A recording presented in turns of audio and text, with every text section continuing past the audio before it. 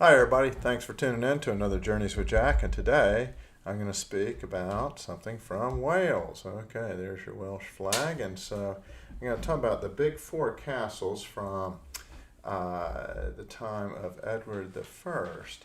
So, curiously, that Wales has supposedly one castle for every day of the year, but the four most famous, I think, were all built by an Englishman, Edward the First, under his auspices. So, this is a map that you can see. We came from Tenby down here, came out to the coastal highway, the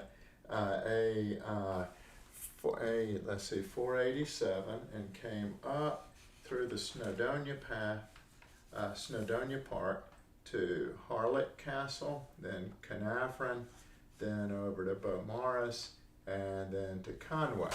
So, let me tell you about these four castles. It's really fascinating. Wales is a great country itself, so I hope that you like my outfit today. I tried to wear some red, white, and green in honor of Wales. So these castles, they all are UNESCO World Heritage Sites. They're all rather well preserved. They were all built in the conflict that Edward the First of England had with Wales. Now, you might remember Edward the First of England. His nickname was Longshanks, rather tall fella, and he was made famous as the villain in the Mel Gibson movie Braveheart. He was also known as the Hammer of the Scots. Basically, he conquered Scotland, conquered Wales.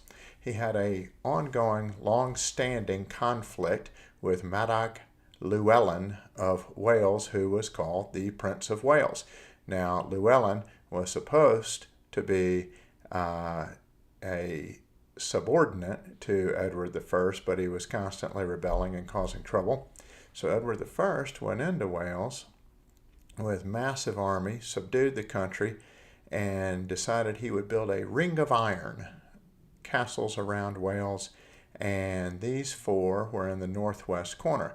Now, Harlech, Conway, and Carnarvon were built first. Beaumaris was the last, and it actually is unfinished as Edward died in the early 1300s. All of these castles were built by the same architect, Master James of St. George, who was from Savoy, which Savoy is the area around where Switzerland, France, and Italy come together. He spoke French, and if you look at the designs of these four castles, you will see similar designs in that Savoy area. So James of St. George was the son of another castle architect his father had been building, and he apprenticed with his father. Now, Edward the First was familiar with the father and the son and their work, as he had been away on crusade and had passed all the way over to the Holy Land, come back through Constantinople, and then over through this Savoy area, and had relatives in Savoy, and eventually back to England to claim his throne. His father died while Edward I was away on the crusade. So let me get back to the castles. We used Bangor as a base, so we came up from Tenby, saw Harlech and Carnarvon on the way up, then stayed overnight in Bangor, and then the next day did Beaumaris and Conway. Now, I'm going to recommend, first tip from today's episode, I'm going to recommend that you buy something called the Cadw Pass. You can get a 3-day, a 7-day, you can get a 1-year pass even. But we went with the 3-day pass, and it allows you into many different Welsh heritage sites. And this is somewhat akin to how they have one offered for English heritage, Scottish heritage, etc. The British really do rather well in that regard. But why would you get this pass? Well, it's going to save you some coin. Just to give you an example, the admission to Harlech Castle is £10 per adult. Okay, you can get the family pass for £60. We went to 4 castles as well as Plasmere House later and used the same pass. So, without further ado, let me get back to the castles. Now, these castles were innovative in design. Instead of having the old style castle where there's this giant keep in the middle that went way up and was very tall, and that's where everybody would flee when the castle was under siege, these castles had massive round towers throughout and curtain walls that went all the way around. Sometimes they'd have double walls, and that was Beaumaris, had double walls. And so inside the interior of the castle, There was a courtyard where events would be held, and then there was usually some type of royal apartments. And the massive gatehouse was different than old castles with a simple drawbridge. Of course, they had a drawbridge, and portcullis being the sort of screen wire appearing massive welded steel, fenestrated, but it could be dropped if someone breached the drawbridge. Anyway, there were two massive towers, round towers with the guardhouse, and then inside these would be apartments for perhaps the captain of the castle and other officers and some of those men that defended the castle. So revolutionary design. Also, there were numerous different arrow slits whereby they could fire crossbows or longbows at the attackers. And above the portcullis, inside the gatehouse, would be things called murder holes, which would be areas by which they could drop hot lead onto the attackers or great stones upon them. Yes, it was rather brutal warfare in that day and age. So, anyway, Harlech Castle. This castle, like all the others, was built close to the sea so that it could be resupplied in the case of a siege. Now at Harlech, it has actually been the case that the ocean has silted in over the centuries. And remember, these things were built in the 1200s. But you can still see where there were stairs down from the castle from this massive rock out to where a ship could dock and resupply the castle. Now this is important as Harlech Castle was besieged numerous times. In fact, there is a song called Men of Harlech, which relates the substantially long siege that happened during the War of English Succession, also known as War of the Roses, where the houses of York and Lancaster fought each other, and the men at Harlech held out for something ridiculous, several years. Anyway, this is a very famous Welsh military song, and it was featured in the movie Zulu with Michael Caine. That's Michael Caine's first full-length movie. It was a story about the defense of Rorke's Drift and the wars in South Africa area. So that's another story for another time, I suppose. But Men of Harlech made famous from the heroic efforts at Harlech Castle. Now, the views from Harlech Castle are unbelievably spectacular. When you drive up there, you go into the town, you pull up, the town's called Harlech as well, pull up and walk across a long walkway spanning out over the moat. It is great to walk around, but it is fabulous looking at the views from the top. I'd have to say it wins the award out of these four for the most massive, all-encompassing views. Well, subsequent to Harlech, we went on to Carnarvon. Now this castle is different in that as opposed to being rounded with the turrets, it is hexagonal. And that was probably due to the influence of the town of Constantinople upon Edward I. So remember, he'd been a crusader and had passed through Constantinople. Also in Constantinople, there are rings of different colored brick or stone.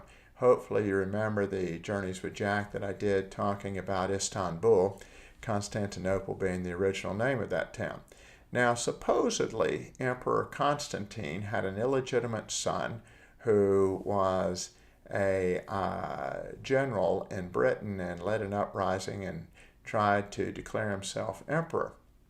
Now, he's known as Maxen Wedig in Welsh, and so Edward I tried to appropriate the legend of Maxen Wedig for himself and legitimize his claim to Wales.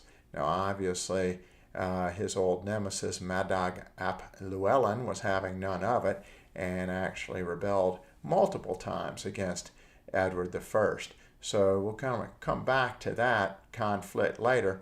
But Carnarvon Castle is also famous as the site of the investiture of the Prince of Wales.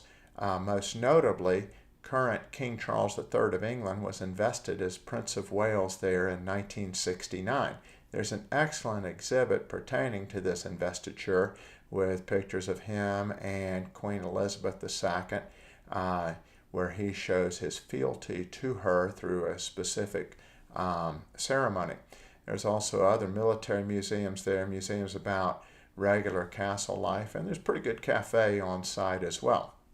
Well, finishing up with Carnarvon, we were kind of tired, so we headed over to Bangor after having gotten a great meal of Indian curry just outside the castle walls. and went over to Bangor, spent the night. Next morning we got up and went to Beaumaris. Now Beaumaris is different than the other castles for a couple of reasons. One, it was never completed, but also it was built on marshy ground on an island, the Isle of Anglesey.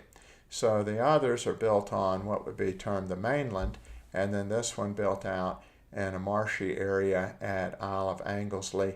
And so he did not, James of St. George did not build on a massive rock outcropping as he did at the other three, particularly noticeable at Harlech. But at Beaumaris, they made two concentric walls, so there's a massive wall outside, and on the inside is a smaller wall.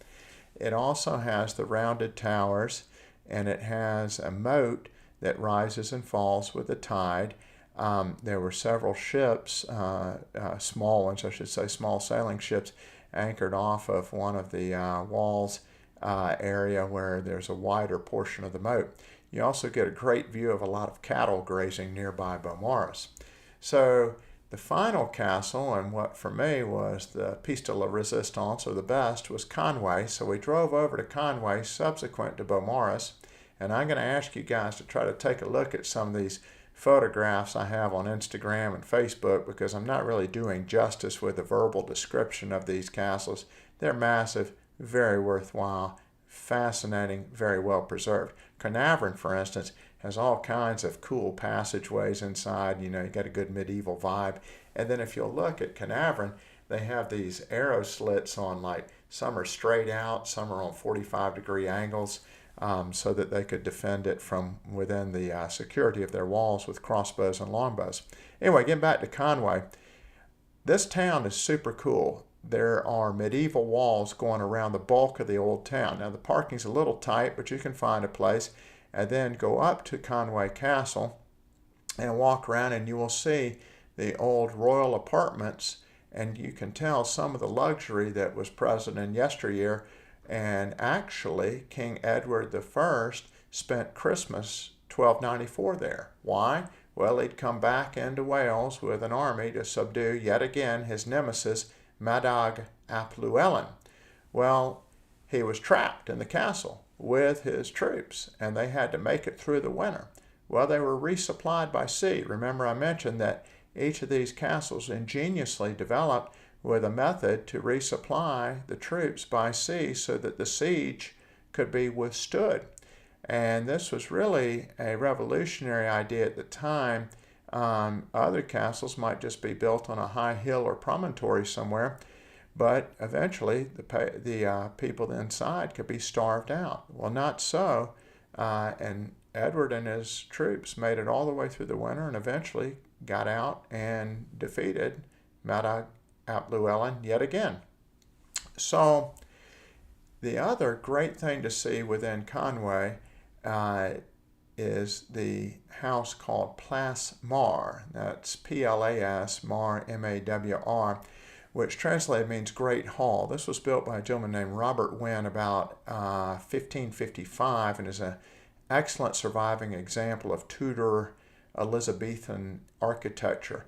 Inside, it has wide plank floors, very authentic rooms, and the large banquet hall, kitchen as well. Many original artifacts, including what I thought was particularly interesting was a 1620 edition of the King James Version of the Bible. Remember, the King James Version of the Bible, I think, came out around 1607, so it was very recent that this one was published, very recent to the actual translations. So this house is preserved because this gentleman, Robert Wynne, in his will, he was very far-seeing. He did not want the house cut up into apartments amongst his heirs, and he'd actually written his will in such a way that the house would remain intact, and thus we have this remarkable preservation of a manor house from Elizabethan times. So, fabulous visit to Conway. Going to highly recommend it. The views from the walls are quite good as well. And there was a great fish and chips place only a few steps away from the entrance to the castle, so we availed ourselves of it. So I thank you for tuning in. I want to give you just a quick summation of a couple things to do. Make sure you utilize that Caddo Pass. It's going to save you some coin. 3-day or 7-day, and you can use it for different sites as well. Lots of sites all over Wales. Maybe get one for a year if you wish to come back. But also, please take your time and go see these 4 castles. They're great representations of really innovative castle design, big change from what castles were before the 13th century, and it'll give you a good appreciation for the efforts of Edward I against Madag ap Llywelyn. Thanks very much. Have a great day. Hope to see you on the next one.